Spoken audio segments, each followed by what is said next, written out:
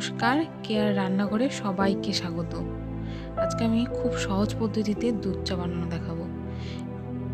ওভেনে একটা বাটি বসিয়ে নিয়েছি, তারপর আমি 3 কাপ চা বানাবো। তার জন্য পরিমাণ বুঝে 2 কাপ দুধ এবং 2 কাপ জল মিশিয়ে নিয়েছি। এবার দুধটাকে ভালো মতো ফুটিয়ে নেব এবং 2টো এলাচ ছিঁড়ে দিয়ে দেবো।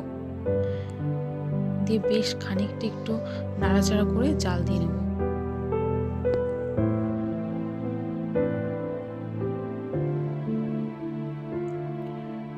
বেশ খানিকক্ষণ ভালো করে জাল দিয়ে নেব এবং সাথে সাথে নাড়াচাড়া করব।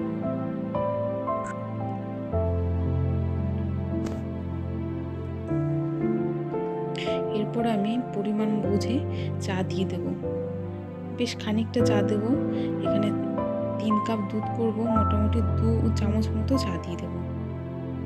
এবং চা দেওয়ার পর বেশ ভালো করে নাড়াচাড়া করব এবং একদম হাই ফ্লেমে ভালো করে জাল করে নেব।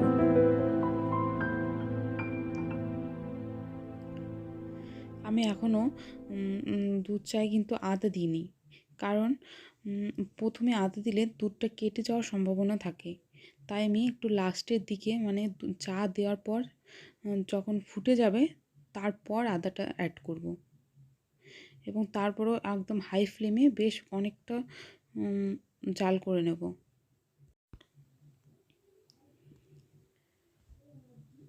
এখন আমি চাটা বেশ ভালো করে জাল করে নিচ্ছি। একদম হাই ফ্লেমে কিন্তু জাল করতে হবে এবং সাথে সাথে একটা চামচের সাহায্যে সবসময় নেড়ে যেতে হবে। তোমরা দেখতেই পাচ্ছ চার কালারটা কিন্তু একদম খুব সুন্দর এসছে এবং একদম লাস্ট পজিশনে একটু আগে আমি চিনি দিয়ে দেবো। 2 চামচ মতো চিনি দেব 3 কাপ চায়ে। লিকার চায়ের তুলনায় দুধ চা কিন্তু একটু বেশি চিনি ইউজ করতে হয়, এতে খেতে খুব ভালো লাগে। দুধ চা বানাতে গেলে সবসময় গুটি চা ইউজ করতে হবে, এতে করে চার কালারটাও খুব সুন্দর হবে এবং টেস্টও খুব ভালো হবে।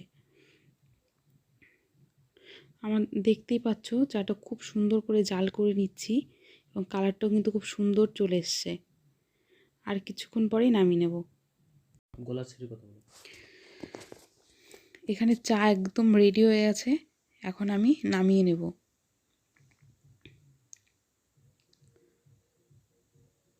নামানোর পর দেখতেই পারবে কালারটা কেমন হয়েছে। ছাঁকনির সাহায্যে ছেঁকে নেব চাটা।